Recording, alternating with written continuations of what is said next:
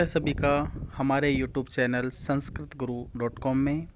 दोस्तों, अगर आपने हमारा चैनल अभी तक सब्सक्राइब नहीं किया तो उसे सब्सक्राइब करें और अगर वीडियो अच्छा लगे तो उसे लाइक और शेयर करना ना भूलें।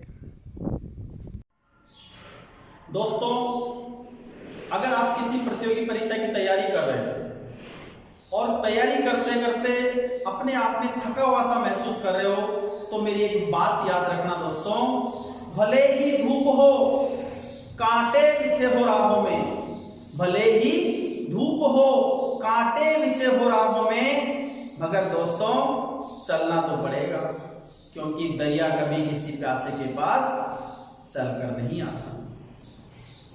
आज की हम क्लास शुरू करेंगे छंद से रिलेटेड और छंद के अंतर्गत हम पढ़ने वाले हैं अनुष्टुप छंद। बच्चों, रीट के पाठ्यक्रम से जुड़ा एक बिंदु है छंद। आज की इस क्लास में हम छंद के अंतर्गत अनुष्टुप छंद पढ़ने वाले हैं। हम पिछले कुछ वीडियो लेक्चर में इससे पहले लघु गुरु लगाना और गणों का निर्धारण करना सीख चुके हैं। आज का जो हमारा छंद है अनुष्टुप, इस छंद का प्रादुर्भाव कब हुआ, कैसे है? हमने सुना है आदि कवि वाल्मीकि जी के बारे में, तो आपको पता होगा बच्चों कि वाल्मीकि जी एक बार तमसा नदी के किनारे थे और उन्होंने एक ऐसा विचित्र, एक ऐसा दर्द से भरा हुआ दृश्य देखा जिससे कि वो आहत हो गए। दृश्य क्या था कि एक चकवा और एक चकवी वो अपनी रति क्रीड़ा में लगे हुए थे और उसी दौरान वहां एक निषाद आता है, एक शिकारी आता है और वो उसको बाण मार देता है। तो उनके मुख से एक श्लोक निष्कासित हुआ। श्लोक था, मां निषाद प्रतिष्ठान त्वम अगमय शाश्वती सम यत क्रौंच मिथुनादेकम अवधि काम मोहितम। कि हे निषाद, ये काम में संलिप्त इस चकवे और चकवी में से तुमने एक को मार दिया है, तुमने बहुत ही गलत कार्य किया है। तो ये दर्द को व्यक्त करने वाला ये श्लोक जो है, जिसके द्वारा अनुष्टुप छंद का निःसृत माना जाता है, पहला ये अनुष्टुप छंद का प्रयोग माना जाता है, जिसके बाद स्वयं ब्रह्मा जी वहां आते हैं और इनसे निवेदन करते हैं कि महर्षि, आप भगवान राम की कथा के बारे में परिचित होंगे, उनकी कथा भी आपको इसी श्लोक में गानी है। ब्रह्मा जी ने इसको श्लोक कहा। अनुष्टुप छंद को इसीलिए हमने दूसरा नाम दिया श्लोक। इसको वक्त्र भी कहा जाता है और प्रत्येक चरण में 8 वर्ण होने के कारण, 8 अक्षर होने के कारण इसको अष्टाक्षर भी कहा जाता है। अब बात करते हैं इसके लक्षण की। इसका लक्षण है श्लोके षष्ठम गुरु गेयम सर्वत्र लघु पंचम द्विचतुष्पादयोर ह्रस्वम सप्तमम दीर्घम मन्यो। अर्थात जहां किसी पद में 4 चरण हो और प्रत्येक चरण में कितने वर्ण हो, कितने अक्षर हो, 8 अक्षर हो। तो बात हम करेंगे इसके लक्षण की, तो अनुष्टुप छंद के अंदर कितने चरण होते हैं बच्चों? 4 चरण होते हैं और प्रत्येक चरण में कितने वर्ण होते हैं? 8 वर्ण होते हैं। ये कॉन्सेप्ट क्लियर है। जब हम 8 प्रत्येक चरण में मानते हैं तो 4 चरणों में कितने हो गए? 32 वर्ण। यानी कि एक जो पूरा श्लोक है उसमें कितने वर्ण होंगे? 32 वर्ण होंगे। अब हम बात करें कि क्या 32 वर्ण होना और एक चरण में 8 वर्ण होना ये अनुष्टुप छंद की पहचान है? तो बच्चों, पहचान इतनी नहीं है। अब उसमें कुछ अंतर जो आपको करना है वो है कि ये निर्धारण होगा कि श्लोके षष्ठम गुरु गेयम, अर्थात इसके अलावा इसमें क्या निर्धारण है कि श्लोके षष्ठम गुरु गेयम, श्लोक का जो छठा वर्ण होगा वो क्या होगा, हमेशा गुरु होगा। सर्वत्र लघु पंचमम, अर्थात हमेशा पांचवा वर्ण क्या होगा, लघु होगा। और आगे कहा है द्विचतुष्पादयोर ह्रस्वम, द्वि यानी दूसरा और चतुष यानी चौथा, दूसरे और चौथे पद में हमेशा जो सातवां वर्ण है वो दूसरे और चौथे चरण में हमेशा क्या होगा, ह्रस्व होगा। और सप्तम दीर्घम अन्यो, अर्थात दूसरे और चौथे के अलावा कौन सा चरण बचा, पहला और तीसरा चरण। तो पहले और तीसरे चरण में सातवां जो वर्ण है वो क्या होगा, दीर्घ होगा।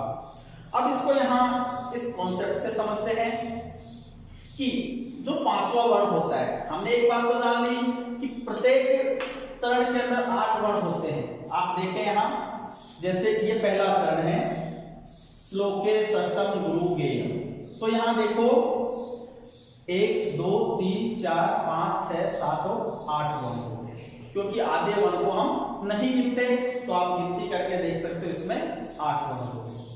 दूसरे में देखो, दूसरे चरण में 1 2 3 4 5 6 7 और 8, यहां भी 8 वर्ण हो रहे हैं। तीसरे में भी आप देखोगे तो 1 2 3 4 5 6 7 और 8 वर्ण हो गए। और लास्ट वाले में आप देखोगे तो 1 2 3 4 5 6 7 और 8 वर्ण है, यानी प्रत्येक चरण में 8 वर्ण है। अब शर्तें क्या क्या है वो भी देखो, 3 शर्तें हैं कि सभी में चारों चरणों में पांचवा वर्ण क्या होगा, हमेशा लघु होगा। पांचवा जो वर्ण है वो चारों के चारों चरणों में क्या होगा बच्चों, लघु होगा। पांचवा वर्ण कौन सा है, देखो पहला दूसरा तीसरा चौथा और ये पांचवा वर्ण है। छोटे की मात्रा है, ये लघु है। बाकी कोई से भी कैसे रहो, 1 से 4 तक के वर्ण कैसे भी रहो, 8वां वर्ण कैसा भी रहो, हमें कोई मतलब नहीं। हमें तो इन 3 वर्णों का ध्यान रखना है। ये लघु भी हो सकता है, गुरु भी हो सकता है, इससे कोई फर्क नहीं पड़ेगा। लेकिन पांचवा जो वर्ण है वो लघु होना चाहिए। दूसरे में देखो पहला दूसरा तीसरा चौथा और पांचवा वर्ण है, यहाँ भी छोटे की मात्रा है तो ये भी लघु हो गया। इधर इसमें देखो तीसरे चरण में पहला दूसरा तीसरा चौथा और पांचवा चरण है, पांचवा वर्ण है द, ये भी लघु वर्ण है, एक ही मात्रा है। और इसी तरीके से इस चरण में देखो 1 2 3 4 और पांचवा जो है घ, क्योंकि घ के आगे पूरा वर्ण है, ये भी हो गया लघु। तो आप देख रहे हैं चारों के चारों चरणों में जो पांचवा वर्ण है वो हमेशा लघु रहता है। दूसरा जो इसमें नियम है कि छठा वर्ण है वो क्या होगा, हमेशा गुरु होगा, यानी कि पांचवा लघु है और उसके आगे वाला हमेशा गुरु होगा। ये लघु था, इसके आगे वाला ये गुरु है, ये गुरु है। इसी तरीके से यहाँ इसके आगे वाला पै के आगे आधा वर्ण आ रहा है इसलिए ये गुरु हो गया, दै के आगे जो यो है ये गुरु है, और यहाँ घ के आगे जो मैं है, मैं से आगे आधा वर्ण आ रहा है तो मैं भी क्या हो गया बच्चों, गुरु हो गया। 2 कंडीशन हमने पार कर ली। तीसरी बात क्या कह रहे हैं कि सातवां वर्ण, इसमें थोड़ा अंतर करेंगे कि सातवां जो वर्ण है वो पहले और तीसरे चरण में तो क्या होगा, गुरु होगा। यहाँ इसमें लिखा है दूसरे और चौथे चरण में तो ये क्या होगा, ह्रस्व होगा, और सातवां जो वर्ण है वो बाकी में क्या होगा, लघु होगा। तो बाकी कौन से बचे, पहला और तीसरा। तो पहले और तीसरे चरण में, ये चरण है, पहले और तीसरे चरण में जो है, यानी पहला चरण कौन सा हुआ, ये, और तीसरा चरण कौन सा हुआ, ये पहला चरण है, ये तीसरा चरण है। तो पहले चरण का जो सातवां वर्ण है वो भी गुरु होगा, और तीसरे चरण का सातवां वर्ण वो भी गुरु होगा। देखो ये छठे की बात कर ली थी हमने, सातवां ये है, एक की मात्रा लगी, गुरु हो गया। इसके अलावा ये तीसरा चरण है, इसके अंदर ये सातवां वर्ण, इसके आगे आधा वर्ण आ रहा है तो ये भी क्या हो गया, गुरु हो गया। और बचे कौन सा, दूसरा और चौथा चरण। तो दूसरे और चौथे चरण में जो सातवां अक्षर है वो क्या होगा, लघु होगा, यानी कि यहाँ देखो च जो है वो लघु है, यहाँ जो है यह जो है वो लघु है। तो आप समझ रहे होंगे। अब हम इसी नियम से, इसी लक्षण से हम एक उदाहरण को समझेंगे, जिससे कि आपका ये जो टॉपिक है वो बिल्कुल पूर्ण रूप से सुदृढ़ हो जाए। इसको हम एक प्रयोग के माध्यम से बेहतर तरीके से समझेंगे। प्रयोग लिया है वाल्मीकि जी के द्वारा रचित रामायण से, जिसमें भगवान श्री राम लंका विजय के बाद में लक्ष्मण से क्या कहते हैं कि हे भैया लक्ष्मण, ये जो सोने की लंका है ना, ये मुझे अच्छी नहीं लगती। क्या कहते हैं? अपि स्वर्णमयी लंका न में लक्ष्मण रोचते। तो मुझे क्या अच्छा लगता है? जननी जन्म भूमिश्च स्वर्गादपि गरीयसी। इस श्लोक के माध्यम से हमें ये प्रयोग सीखेंगे। मैंने श्लोक आपको ये सरल श्लोक इसलिए लिया है कि आप एक श्लोक को याद रख लोगे तो लक्षण अपने आप याद हो जाएगा। यहां हम देखेंगे यही सारे नियम यहाँ लगाने वाले हैं। हम 4 नियम बनते हैं। एक तो ये है कि प्रत्येक चरण में 8 वर्ण होते हैं, वो गिनते हम। यहाँ देखें 1 2 आधा वर्ण है, इसको नहीं गिना जाएगा। 3 4 5 6 7 और 8। पहले 1 2 3 4 5 6 7 और 8। 1 2 3 4 5 6 7 और 8। इसी तरीके से 1 2 3 4 5 6 7 और 8, यानी कि प्रत्येक चरण में 8 वर्ण हैं।